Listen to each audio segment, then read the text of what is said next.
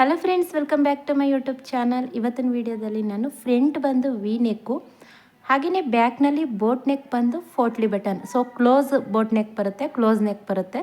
So ನಾನು ತಮ್ನೇಲಲ್ಲಿ ಹಾಕಿದ್ದೀನಿ ಅಲ್ವಾ, ಆ ರೀತಿ ಹೇಗೆ ಕಟಿಂಗ್ ಮಾಡಿ ಸ್ಟಿಚಿಂಗ್ ಮಾಡೋದು ಎರಡೂ ಕೂಡ ನಾನು ಇವಾಗ ಫಸ್ಟು ಕಟಿಂಗ್ ವೀಡಿಯೋನ ಅಪ್ಲೋಡ್ ಮಾಡ್ತೀನಿ. ಸೊ ವೀಡಿಯೋ ಲೆಂತಿ ಆಗುತ್ತೆ, ಸ್ಟಿಚಿಂಗು ಮತ್ತು ಕಟಿಂಗ್ ವೀಡಿಯೋ ಎರಡೂ ಕೂಡ ಅಪ್ಲೋಡ್ ಮಾಡಿದ್ರೆ. ಸೊ ಸ್ಟಿಚಿಂಗ್ ವೀಡಿಯೋನು ಕೂಡ ಇದನ್ನು ಅಪ್ಲೋಡ್ ಮಾಡ್ತೀನಿ. ಹೇಗೆ ಅಂತ ಅಂದ್ಬಿಟ್ಟು ತೋರಿಸ್ತೀನಿ ನೋಡಿ. ಲೈನಿಂಗು ಇಲ್ಲಿ ನೋಡಿ, ಈ ರೀತಿ ಈ ಕಡೆ ಕಟ್ ಮಾಡಿಸಿರೋದು, ಹಾಗೆಯೇ ಇಲ್ಲಿ ಲೈನಿಂಗ್ ಇದೆ ಅಲ್ವಾ, ಇದನ್ನು ಈ ರೀತಿ ಫೋಲ್ಡಿಂಗ್ ಮಾಡ್ಕೊಳ್ಳಿ.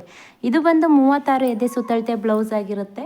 ಸೊ ನಾನು ನೆಕ್ಸ್ಟ್ ವೀಡಿಯೋದಲ್ಲಿ, ಇವತ್ತಿನ ವೀಡಿಯೋದಲ್ಲಿ ನಾರ್ಮಲ್ ಬ್ಲೌಸ್ಗೆ ಹೇಗೆ ನೆಕ್ ವಿಡ್ತು ಹಾರ್ಮೋಲ್ ತಗೋಬೇಕು ಅನ್ನೋದನ್ನು ಅಪ್ಲೋಡ್ ಮಾಡಿದ್ದೀನಿ. ಸೊ ನಾಳೆ ನಾನು ಟೈಲರಿಂಗ್ ಕ್ಲಾಸ್ನಲ್ಲಿ ಬೋಟ್ ನೆಕ್ ಬ್ಲೌಸ್ಗೆ ಹೇಗೆ ಅಳತೆ ತಗೋಬೇಕು ಅನ್ನೋದನ್ನು ನಾಳೆ ವೀಡಿಯೋದಲ್ಲಿ ಅಪ್ಲೋಡ್ ಮಾಡ್ತೀನಿ. ಸೊ ಯಾರಿಗೆಲ್ಲ ಇಂಟ್ರೆಸ್ಟ್ ಇದೆ ಬೇಗ ಬೇಗ ಸಬ್ಸ್ಕ್ರೈಬ್ ಮಾಡ್ಕೊಳ್ಳಿ. ಬನ್ನಿ ಇವಾಗ ಸ್ಟಾರ್ಟ್ ಮಾಡೋಣ. ಫಸ್ಟು 9 ಇಂಚ್ ಬರುತ್ತೆ ಅಲ್ವ, 36 ಎದೆ ಸುತ್ತಳತೆ ಅಂದರೆ 9 ಇಂಚ್ಗೆ 3 ಇಂಚನ್ನ ಆ್ಯಡ್ ಮಾಡಿದ್ದೀನಿ. 12 ಇಂಚ್ಗೆ ನಾನು ಲೈನಿಂಗ್ನ ಈ ರೀತಿ ಫೋಲ್ಡಿಂಗ್ ಮಾಡ್ಕೊಂಡಿದ್ದೀನಿ. ಫೋಲ್ಡಿಂಗ್ ಮಾಡಿರೋದನ್ನು, ಎಕ್ಸ್ಟ್ರಾ ಇರೋದನ್ನು ಕಟಿಂಗ್ ಮಾಡಿ ತೆಗೆದುಬಿಡೋಣ. ನೋಡಿ, ಈ ರೀತಿ ಕಟಿಂಗ್ ಮಾಡಿ ತೆಗೆದುಬಿಟ್ರೆ ಅದು ನಮಗೆ ಸ್ಲೀವ್ಸ್ಗಾಗುತ್ತೆ. ಸೊ ಇವಾಗ ಫ್ರಂಟು ಮತ್ತು ಬ್ಯಾಕು ಎರಡನ್ನೂ ಕೂಡ ಇದರಲ್ಲಿ ಕಟ್ ಮಾಡ್ಕೊಳ್ಳೋಣ. ಇದು ಬಂದು 80 ಸೆಂಟಿಮೀಟರ್ ಲೈನಿಂಗ್ ಇದೆ. ಸೊ ದೊಡ್ಡ ಪನ್ನ ಆಗಿದ್ರೆ 80 ಸೆಂಟಿಮೀಟರ್ ಲೈನಿಂಗ್ ಸಾಕಾಗುತ್ತೆ 36 ಎದೆ ಸುತ್ತಳತೆಗೆ. ಫಸ್ಟ್ ಈ ಕಡೆ ಒಂದು ಸಮ ಇರೋ ಥರ ಕಟ್ ಮಾಡ್ಕೋಬೇಕು. ಸೊ ಇದು ಬೋಟ್ ನೆಕ್ ಆಗಿರೋದ್ರಿಂದ ನಾನು ಫ್ರಂಟು ಮತ್ತು ಬ್ಯಾಕು ಎರಡನ್ನೂ ಕೂಡ ಒಟ್ಟಿಗೆ ಕಟ್ ಮಾಡಿ ತೋರಿಸ್ತೀನಿ ನಿಮಗೆ. ಸೊ ಏನಾದರೂ ಫ್ರಂಟು ಮತ್ತು ಬ್ಯಾಕಲ್ಲಿ ನಿಮ್ಗೆ ಏನಾದರೂ ಡೌಟ್ಸ್ ಇತ್ತು ಒಟ್ಟಿಗೆ ಕಟ್ ಮಾಡಿದ್ರೆ ಅಂತಂದರೆ ನನಗೆ ಕಮೆಂಟ್ ಮಾಡಿ ತಿಳಿಸಿ. ನಾನು ಸಪ್ರೇಟ್ ವೀಡಿಯೋನ ಬೇಕಾದರೆ ಅಪ್ಲೋಡ್ ಮಾಡ್ತೀನಿ. ಫಸ್ಟ್ 1/2 ಇಂಚ್ಗೆ ಒಂದು ಮಾರ್ಕ್ ಮಾಡ್ಕೊಳ್ಳೋಣ. ನೋಡಿ, ಈ ರೀತಿ 1/2 ಇಂಚ್ಗೆ ಒಂದು ಮಾರ್ಕ್ ಮಾಡ್ಕೊಂಡಾದಮೇಲೆ ಬೆನ್ನಿನ ಪೂರ್ಣ ಉದ್ದನ ಮಾರ್ಕ್ ಮಾಡ್ಕೋಬೇಕು.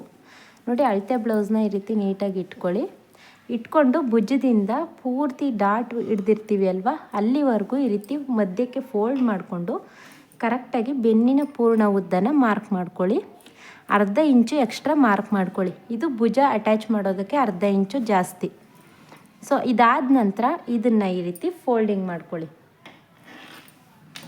ಸೊ ನಾನು ಹೇಳ್ಕೊಡೋ ವಿಡಿಯೋ ನಿಮಗೆ ಅರ್ಥ ಆಗ್ತಿದೆ ಅಂತ ಅನ್ಕೋತೀನಿ. ಅದರಲ್ಲಿ ಏನಾದರೂ ಡೌಟ್ಸ್ ಇತ್ತು ಅಂದರೆ ನನಗೆ ಕಮೆಂಟ್ ಮಾಡಿ ತಿಳಿಸಿ.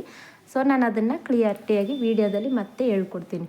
ಇದಿಷ್ಟು ಆದಮೇಲೆ ಇವಾಗ 36 ಎದೆ ಸುತ್ತಳತೆ ಅಂತಂದರೆ 9 ಇಂಚ್ ಬರುತ್ತೆ. ಸೊ ನಾನು ಸುಮಾರು ವೀಡಿಯೋಗಳಲ್ಲಿ ಹೇಳಿದ್ದೀನಿ, ಯಾವುದೇ ಬೋಟ್ ನೆಕ್ ಬ್ಲೌಸ್ನ ನೀವು ತಗೋತೀರಾ ಅಂತಂದರೂ 9 ಇಂಚ್ ಬಂದಿದೆ ಅಂದರೆ 2 ಇಂಚ್ನಲ್ಲಿ ಮೈನಸ್ ಮಾಡಿ.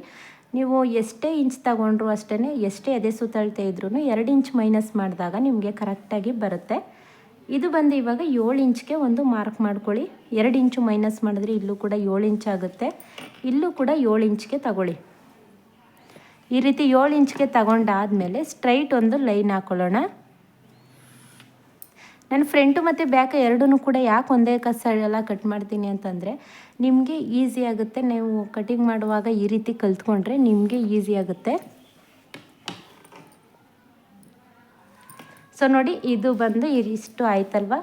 ಎರಡೂ ಕೂಡ ಒಂದೇ ಸಮನಾಗಿರಬೇಕು. ಫ್ರಂಟ್ ಮತ್ತು ಬ್ಯಾಕು ಎರಡೂ ಕೂಡ ಒಂದೇ ಸಮ ಇರಲಿ. ಯಾಕಂತಂದರೆ ಇದು ವಿ ನೆಕ್ಕು, ಹಾಗೆಯೇ ಇದಕ್ಕೆ ಬೆಲ್ಟ್ ಪಟ್ಟಿ ಬರೋದಿಲ್ಲ, ಯಾವುದೇ ರೀತಿ ಬೆಲ್ಟ್ ಪಟ್ಟಿ ಬರೋದಿಲ್ಲ. ನೋಡಿ, ಇಲ್ಲಿ ಸ್ವಲ್ಪ ಹೆಚ್ಚು ಕಡಿಮೆ ಇದೆ, ಅದನ್ನು ಕಟಿಂಗ್ ಮಾಡ್ತಾಯಿದ್ದೀನಿ.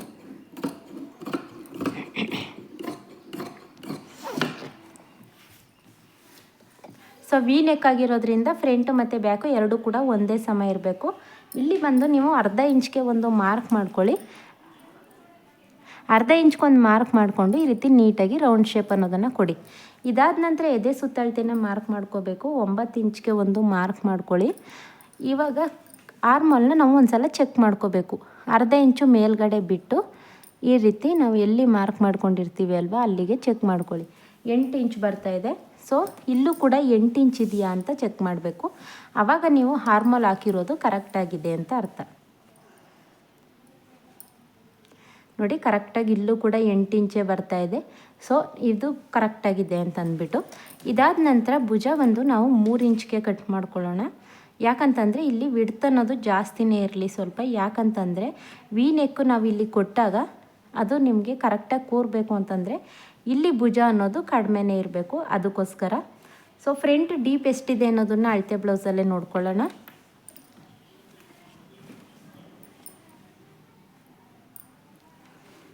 ನೋಡಿ, ಅರ್ಧ ಇಂಚು ಮೇಲ್ಗಡೆಗೆ ಇಟ್ಟು ನೋಡ್ಕೊಳ್ಳಿ. ಈ ರೀತಿ ಅರ್ಧ ಇಂಚು ಮೇಲ್ಗಡೆ ಇಟ್ಟು ಈ ರೀತಿ ಗೊತ್ತಾಗಲಿಲ್ಲ ಅಂದರೆ ಒಂದು ಸ್ಟ್ರೈಟ್ ಲೈನ್ ಹಾಕ್ಕೊಳ್ಳಿ, ಆವಾಗ ನಿಮಗೆ ಕರೆಕ್ಟಾಗಿ ಅಳತೆ ಸಿಗುತ್ತೆ. 6.25 ಇಂಚ್ಗೆ ಬರ್ತಾ ಇದೆ. ಸೊ 6.25 ಇಂಚ್ಗೆ ಒಂದು ಮಾರ್ಕ್ ಮಾಡ್ಕೊಳ್ಳೋಣ. ಮಾರ್ಕ್ ಮಾಡ್ಕೊಂಡಾದಮೇಲೆ ಅಲ್ಲೂ ಕೂಡ ಒಂದು ಲೈನ್ ಹಾಕ್ಕೊಳ್ಳಿ.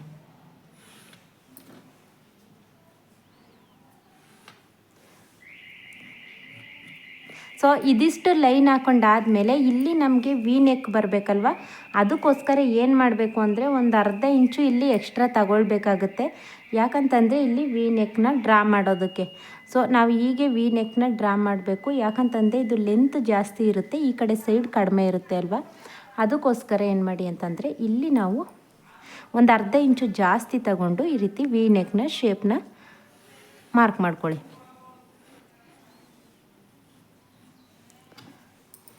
ಸೊ ಇದಿಷ್ಟು ಗೊತ್ತಾಯ್ತಲ್ವ. ಇದು ನಾನು 1 ಡಾಟ್ ಬ್ಲೌಸ್ನ ಮಾಡ್ತಾಯಿದ್ದೀನಿ. ಅದಕ್ಕೋಸ್ಕರ ಏನು ಮಾಡಿ ಅಂತಂದರೆ ಇಲ್ಲಿ ಒಂದು 4 ಇಂಚ್ಗೆ ಇಲ್ಲಿ ಮಾರ್ಕ್ ಮಾಡ್ಕೊಂಡಿರ್ತೀವಿ ಅಲ್ವಾ, ಅದ್ರ ಮೇಲ್ಗಡೆಯಿಂದ ಒಂದು 4 ಇಂಚ್ಗೆ ಒಂದು ಸ್ಟ್ರೈಟ್ ಲೈನ್ ಹಾಕ್ಕೊಳ್ಳಿ. ಈ ಕಡೆ 1 ಇಂಚು, ಹಾಗೇ ಈ ಕಡೆ 1 ಇಂಚು ಎರಡನ್ನೂ ಸೇರಿಸಿ ಒಂದು ಮಾರ್ಕ್ ಮಾಡ್ಕೊಳ್ಳಿ. ಸೊ ಇಷ್ಟೇ, ಇದೊಂದು ಡಾಟ್ ಹಿಡಿದು ಈ ರೀತಿ ಉಕ್ಸ್ಪಟ್ಟಿ ಮತ್ತು ಕಾಜಾಪಟ್ಟಿ ಹಾಕೋದು.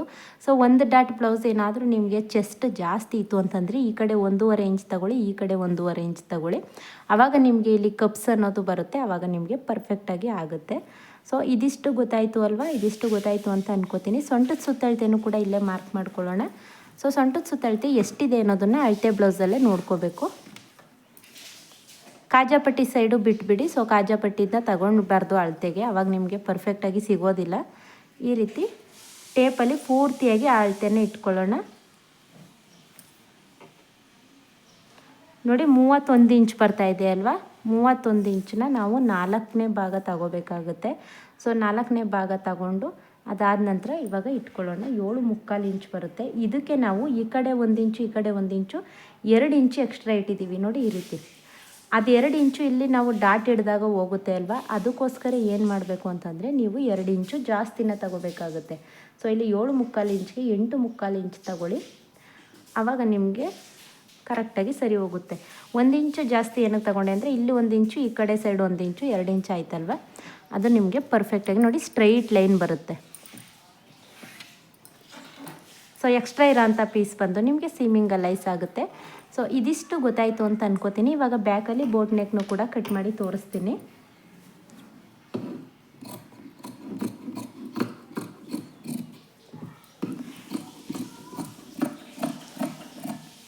ಸೊ ಇದರಲ್ಲೇನಾದರೂ ಡೌಟ್ಸ್ ಇತ್ತು ಅಂತಂದರೆ ನನಗೆ ಕಮೆಂಟ್ ಮಾಡಿ ತಿಳಿಸಿ.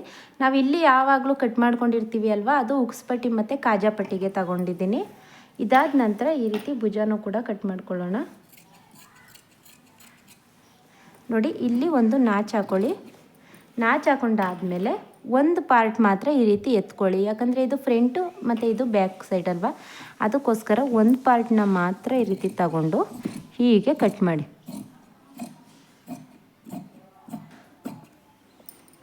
ನೋಡಿ ಈ ರೀತಿ ವಿ ನೆಕ್ ಅನ್ನೋದು ರೆಡಿ ಆಯಿತು.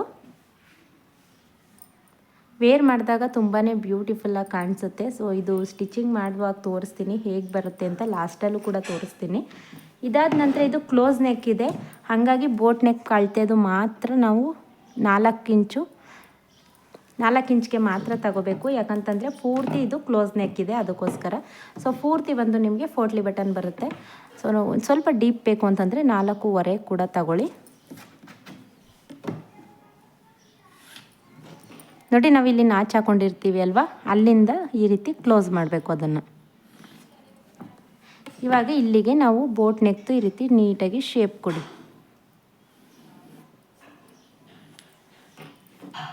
ಸೊ ಇದನ್ನು ನೀವು ಇವಾಗ ಕಟ್ ಮಾಡ್ಕೊಳ್ಬೇಕು.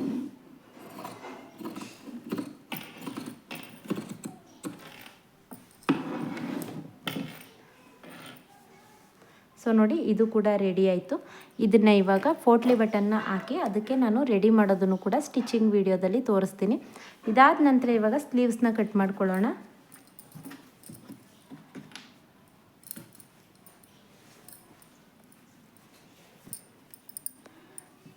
ನೋಡಿ ಸ್ಲೀವ್ಸ್ಗೆ ನಾನು ಎಕ್ಸ್ಟ್ರಾ ಪೀಸ್ನ ಕಟ್ ಮಾಡಿ ಬಿಟ್ಟಿದ್ವಿ ಅಲ್ವಾ, ಅದನ್ನೇ ಈ ರೀತಿ ಮಧ್ಯಕ್ಕೆ ಫೋಲ್ಡಿಂಗ್ ಮಾಡ್ಕೋಬೇಕು. ಇದಾದ ನಂತರ ಇಲ್ಲಿಗೆ ಒಂದು ಫೋಲ್ಡಿಂಗ್ ಮಾಡ್ಕೊಳ್ಳಿ.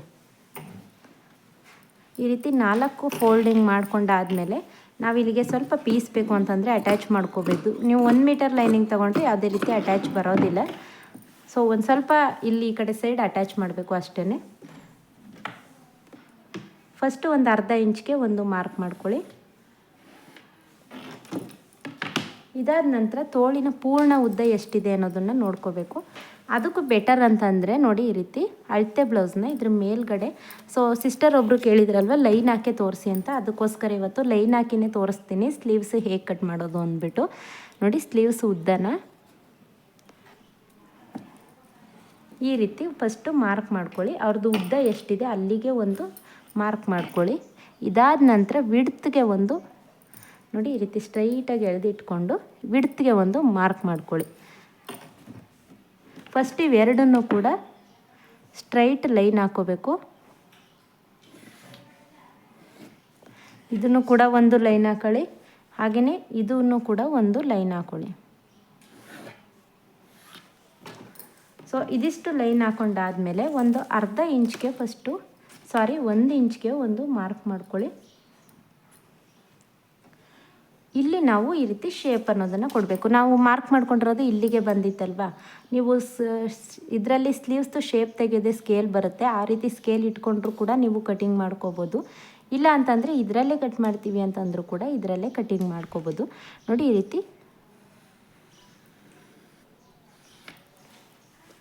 ಈ ರೀತಿ ಶೇಪ್ ಕೊಡಿ ಅಷ್ಟೇ. ಸೊ ಇದರಲ್ಲೇ ನಾನು ಫ್ರಂಟ್ ಶೇಪ್ನ ಸ್ಟಿಚಿಂಗ್ ಮಾಡುವಾಗಲೇ ತೆಗಿತೀನಿ, ಅದಕ್ಕೋಸ್ಕರ ನಾನು ಫ್ರಂಟ್ ಶೇಪ್ ತೆಗಿತಾ ಇಲ್ಲ. ಸೊ ನಿಮಗೆ ಸ್ಟಿಚಿಂಗ್ ಮಾಡುವಾಗ ತೋರಿಸ್ತೀನಿ ಹೇಗೆ ಫ್ರಂಟ್ ಶೇಪ್ ತೆಗೆಯೋದು ಅಂತ. ನೋಡಿ ಇಲ್ಲಿಗೆ ಒಂದು ಮಾರ್ಕ್ ಮಾಡ್ಕೊಳ್ಳಿ. ಆವಾಗ ನಿಮಗೆ ಜಾಸ್ತಿ ನಿಮಗೆ ಸ್ಲೀವ್ಸಲ್ಲಿ ಏನಾಗುತ್ತೆ ಅಂತಂದರೆ ಒಬ್ಬೊಬ್ರು ಏನು ಮಾಡ್ತಾರೆ ಅಂದರೆ ಈ ರೀತಿ ಇಟ್ಕೊಂಡು ಇದನ್ನು ಹೀಗೆ ಬಂದು ಹೀಗೆ ಶೇಪ್ ತೆಗಿತಾರೆ. ಆವಾಗ ಏನಾಗುತ್ತೆ ಅಂತಂದರೆ ನಿಮಗೆ ಸ್ಲೀವ್ಸ್ ಅಟ್ಯಾಚ್ ಆದಾಗ ಇಲ್ಲಿ ನಿಮಗೆ ಎಕ್ಸ್ಟ್ರಾ ಬಟ್ಟೆ ಉಳ್ಕೊಳ್ಳುತ್ತೆ. ಸೊ ಎಕ್ಸ್ಟ್ರಾ ಬಟ್ಟೆ ಉಳ್ಕೊಳ್ಳೋದೇನಾಗುತ್ತೆ, ಕಾಮನ್ನಾಗಿ ರಿಂಕಲ್ಸ್ ಅನ್ನೋದು ಆಗೇ ಆಗುತ್ತೆ. ಅದಕ್ಕೋಸ್ಕರ ಏನು ಮಾಡಿ 1 ಇಂಚು ಅಥವಾ 1.5 ಇಂಚ್ ಮೇಲೆ ತೆಗಿಬಾರ್ದು. ಸೊ 1.5 ಇಂಚ್ ಇಟ್ಕೊಂಡು ನೀವು ಈ ರೀತಿ ಸ್ಲೀವ್ಸ್ ಶೇಪ್ ತೆಗಿತು ಅಂತಂದರೆ ನಿಮಗೆ ಕರೆಕ್ಟಾಗಿ ಬರುತ್ತೆ. ನೀವು ಎಲ್ಲೆಲ್ಲಿ ಎಕ್ಸ್ಟ್ರಾ ಪೀಸ್ನ ಕರೆಕ್ಟಾಗಿ ಕಟ್ ಮಾಡದೆ ಎಕ್ಸ್ಟ್ರಾ ಪೀಸ್ ಬಿಡ್ತೀರ ಅಲ್ವಾ, ಅದು ನಿಮಗೆ ರಿಂಕಲ್ಸ್ ಆಗ್ತಾ ಹೋಗುತ್ತೆ. ಸೊ ಏನಾಗುತ್ತೆ ಅಂದರೆ ನಾವು ಅಟ್ಯಾಚ್ ಮಾಡಿದಾಗ ಎಕ್ಸ್ಟ್ರಾ ಇರೋದು ಎಲ್ಲೋಗುತ್ತೆ, ಮೇಲ್ಗಡೆ ಕಾಣಿಸುತ್ತೆ. ಅದಕ್ಕೆ ನಿಮಗೆ ಹಾರ್ಮಲ್ ಹತ್ರನೂ ಕೂಡ ಅದೇ ರೀತಿ ಆಗುತ್ತೆ, ಹಾಗೆಯೇ ಸ್ಲೀವ್ಸ್ ಹತ್ರ ಕೂಡ ಅದೇ ರೀತಿ ಆಗುತ್ತೆ. ಸೊ ಅದು ಅವಾಯ್ಡ್ ಆಗಬೇಕು ಅಂತಂದರೆ ಬೆಸ್ಟ್ ಅಂದರೆ ನೀವು ಸ್ಲೀವ್ಸ್ದಾಗಲಿ ಪ್ರತಿಯೊಂದನ್ನು ಕೂಡ ಕರೆಕ್ಟಾಗಿ ಕಟಿಂಗ್ ಮಾಡ್ಕೋಬೇಕು. ಆವಾಗ ನಿಮಗೆ ಯಾವುದೇ ರೀತಿ ಪ್ರಾಬ್ಲಮ್ ಆಗೋದಿಲ್ಲ. ನೋಡಿ ಇವಾಗ ಸ್ಲೀವ್ಸ್ ಅನ್ನೋದು ರೆಡಿ ಆಯಿತು. ಇದನ್ನು ಫ್ರಂಟ್ ಶೇಪ್ ಹೇಗೆ ತೆಗೆಯೋದು ಅಂತಂದ್ಬಿಟ್ಟು ಇಲ್ಲೇ ತೋರಿಸ್ತೀನಿ ನೋಡಿ. ಇಲ್ಲಿ ನಾವು ಆಲ್ರೆಡಿ ಒಂದು ನಾಚ್ ಹಾಕ್ಕೊಂಡಿರ್ತೀವಿ ಅಲ್ವಾ, ಇಲ್ಲಿಂದ ಒಂದು ಅರ್ಧ ಇಂಚ್ಗೆ ಏನು ಮಾಡಬೇಕು ಅಂತಂದರೆ ಈ ರೀತಿ ಲೈನಿಂಗ್ನ ಸ್ವಲ್ಪ ಇಲ್ಲಿ ಅರ್ಧ ಇಂಚೆ ತಗೊಳ್ಳಿ. ನೋಡಿ ಈ ರೀತಿ ಹಿಂದೆ ಎಳ್ಕೊಳ್ಳಿ, ಒಂದು ಅರ್ಧ ಇಂಚು ಈ ರೀತಿ ಹಿಂದೆ ಎಳ್ಕೊಂಡು ಹೀಗೆ ಇಡಿ. ಆವಾಗ ಏನಾಗುತ್ತೆ, ಇಲ್ಲಿ ನಿಮಗೆ ಎಕ್ಸ್ಟ್ರಾ ಬಟ್ಟೆ ಬರುತ್ತೆ ಅಲ್ವಾ, ಎಕ್ಸ್ಟ್ರಾ ನೋಡಿ ಈ ರೀತಿ ಇಲ್ಲಿ ನಿಮಗೆ ಆಲ್ರೆಡಿ ಶೇಪ್ ಅನ್ನೋದು ಬಂತು. ಆ ಶೇಪ್ಗೆ ಕರೆಕ್ಟಾಗಿ ನೀವು ಮಾರ್ಕ್ ಮಾಡ್ಕೋತು ಅಂತಂದರೆ ನಿಮಗೆ ಫ್ರಂಟ್ ಶೇಪ್ ಅನ್ನೋದು ಯಾವುದೇ ರೀತಿ ಕನ್ಫ್ಯೂಸ್ ಇಲ್ಲದೆ ಇರೋ ರೀತಿ ಫ್ರಂಟ್ ಶೇಪ್ ಬಂದುಬಿಡುತ್ತೆ. ನೋಡಿ ಈ ರೀತಿ ಇದನ್ನು ಕಟಿಂಗ್ ಮಾಡಿ ತೆಗೆದ್ರೆ ಆಯಿತು, ಫ್ರಂಟ್ ಶೇಪ್ ಅನ್ನೋದು ರೆಡಿ ಆಯಿತು. ಸೊ ಯಾರಿಗೆಲ್ಲ ಫ್ರಂಟ್ ಶೇಪ್ ತೆಗೆಯೋದಕ್ಕೆ ಬರೋದಿಲ್ಲ, ನೀವು ಈ ಮೆಥಡ್ನ ಯೂಸ್ ಮಾಡಿ. ನಾನು ಆಲ್ಮೋಸ್ಟ್ ಆಲ್ ಸ್ಟಿಚಿಂಗ್ ಮಾಡುವಾಗಲೂ ಕೂಡ ಇದೇ ಮೆಥಡ್ನೇ ಯೂಸ್ ಮಾಡಿ ಕಟಿಂಗ್ ಮಾಡ್ಕೋತೀನಿ. ಅದಕ್ಕೋಸ್ಕರ ಅದನ್ನು ನಾನು ನಿಮಗೆ ತೋರಿಸ್ದೆ. ಸೊ ಸ್ಟಿಚಿಂಗಲ್ಲೂ ಕೂಡ ತೋರಿಸ್ಕೊಡ್ತೀನಿ. ಇದಿಷ್ಟ ಆಯ್ತಲ್ವ. ಇವಾಗ ಬೆಲ್ಟ್ ಪಟ್ಟಿ ಏನು ಬೇಕಾಗಿಲ್ಲ ಇದಕ್ಕೆ. ಸೊ ಅದಕ್ಕೋಸ್ಕರ ಇದನ್ನು ಕಟಿಂಗ್ ಮಾಡ್ತಾ ಇಲ್ಲ. ಸ್ಲೀವ್ಸ್ದು ಮತ್ತು ಬೆಲ್ಟ್ ಪಟ್ಟಿ ನಾನು 1 ಡಾಟ್ ಬ್ಲೌಸ್ ಅಂತ ಹೇಳಿದೆ ಅಲ್ವಾ, ಸೊ 1 ಡಾಟ್ ಹಿಡಿದ್ರೆ ಸಾಕಾಗುತ್ತೆ, ಚೆಸ್ಟ್ ಹತ್ರ ಟೈಟ್ ಆಗೋದಿಲ್ಲ. ಸೊ ಯಾವುದೇ ರೀತಿ ಪ್ರಾಬ್ಲಮ್ ಆಗೋದಿಲ್ಲ. ನಾನು ಸ್ಟಿಚಿಂಗ್ ಮಾಡಿ ತೋರಿಸ್ತೀನಿ. ಸೊ ಅವರು ವೇರ್ ಮಾಡಿ ತೋರಿಸ್ತೀನಿ ಅಂತ ಅಂದ್ಬಿಟ್ಟು ಇಷ್ಟ ಇದ್ದರೆ ವೇರ್ ಮಾಡಿಸಿ ತೋರಿಸ್ತೀನಿ. ಆಲ್ಮೋಸ್ಟ್ ಆಲ್ ಹಳ್ಳಿಗಳಲ್ಲಿ ಅದನ್ನೆಲ್ಲ ಒಪ್ಪೋದಿಲ್ಲ, ಹಾಗಾಗಿ ನಾನು ವೇರ್ ಮಾಡಿಸಿ ತೋರಿಸೋದಕ್ಕೆ ಇದು ಮಾಡ್ತಾಯಿದ್ದೀನಿ. ಇಲ್ಲ ಅಂತಂದರೆ ಅವರು ಫೋಟೋ ಕಳಿಸ್ತೀನಿ ಅಂತಂದರೆ ನಾನು ನಿಮಗೆ ಕಳಿಸ್ಕೊಡ್ತೀನಿ, ಇಲ್ಲ ಅಂದರೆ ಇಲ್ಲ. ಓಕೆನಾ. ಸೊ ಇದರಲ್ಲಿ ಏನಾದರೂ ಡೌಟ್ಸ್ ಇತ್ತು ಅಂತಂದರೆ ಕಮೆಂಟ್ ಮಾಡಿ ತಿಳಿಸಿ. ಹಾಗೆಯೇ ಹೊಸ್ದಾಗಿ ನೋಡ್ತಾ ಇದ್ದೀರಾ ಅಂತಂದರೆ ಚಾನಲ್ಗೆ ಸಬ್ಸ್ಕ್ರೈಬ್ ಮಾಡ್ಕೊಳ್ಳಿ. ಸೊ ಟೈಲರಿಂಗ್ ಕ್ಲಾಸ್ನಲ್ಲಿ ಬಿಗಿನರ್ಸ್ಗೆ ಇನ್ನೇನಾದರೂ ಡೌಟ್ಸ್ ಇತ್ತು ಅಂತಂದರೆ ನನಗೆ ಕಮೆಂಟ್ ಮಾಡಿ ತಿಳಿಸಿ. ಸೊ ಏನು ಡೌಟ್ಸ್ ಇತ್ತು ಅನ್ನೋದು ನನಗೂ ಗೊತ್ತಾಗುತ್ತೆ ಅಲ್ವಾ, ಆವಾಗ ನನಗೂ ವೀಡಿಯೋ ಮಾಡಿ ಅಪ್ಲೋಡ್ ಮಾಡೋದಕ್ಕೆ ನಮಗೆ ಈಸಿ ಆಗುತ್ತೆ. ಅದಕ್ಕೋಸ್ಕರ ಹೇಳ್ತಾ ಇದ್ದೀನಿ, ಯಾರಿಗೆಲ್ಲ ಏನೇನು ಕಲಿಬೇಕು ಅನ್ನೋದು ಇಂಟ್ರೆಸ್ಟ್ ಇರುತ್ತೆ ಅವರು ನನಗೆ ಕಮೆಂಟ್ ಮಾಡಿ ತಿಳಿಸಿ. ಸೊ ನಾನು ಅದನ್ನು ವೀಡಿಯೋ ಮಾಡಿ ಅಪ್ಲೋಡ್ ಮಾಡ್ತೀನಿ. ಹಾಗೆಯೇ 40 ಸೈಜ್ ಬ್ಲೌಸ್ದು ಕೂಡ ಫ್ರಂಟು ಮತ್ತು ಬ್ಯಾಕ್ ವೀಡಿಯೋನ ಕೇಳಿದ್ರಿ, ಅದನ್ನು ಕೂಡ ಆದಷ್ಟು ಬೇಗ ಅಪ್ಲೋಡ್ ಮಾಡ್ತೀನಿ. ಯಾಕಂತಂದರೆ ಇದಿಷ್ಟು ಬ್ಲೌಸ್ ಅರ್ಜೆಂಟ್ ಇದೆ, ಹಾಗಾಗಿ ಅದನ್ನು ಕಟಿಂಗ್ ಮಾಡಿ ಸ್ಟಿಚಿಂಗ್ ಮಾಡ್ಕೊಳ್ಳೋಣ ಅಂತ ಅಷ್ಟೇ. ಸೊ ನೆಕ್ಸ್ಟ್ ವೀಡಿಯೋಗಳಲ್ಲಿ ಅದನ್ನು ಕೂಡ ಅಪ್ಲೋಡ್ ಮಾಡ್ತೀನಿ. Thank you for watching.